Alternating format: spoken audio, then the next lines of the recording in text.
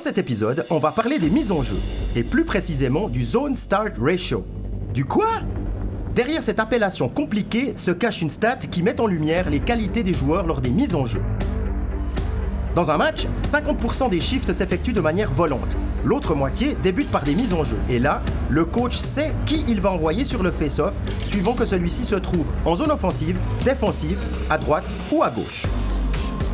Pour calculer le Zone Start Ratio d'un joueur, on divise le nombre de mises en jeu prises en zone offensive par le nombre d'engagements cumulés pris dans les zones offensives et défensives. Le chiffre obtenu est exprimé en pourcents.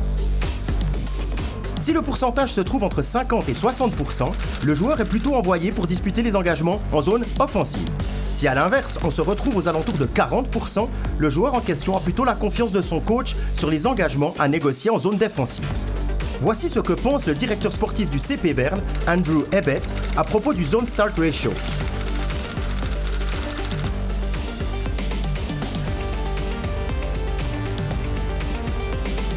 En National League, le genevois Tanner Richard est typiquement un joueur qui va être impliqué souvent sur les mises en jeu en zone défensive.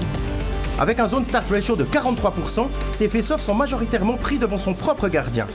En comparaison, le Zurichois Justin Azevedo est généralement plutôt utilisé en zone offensive.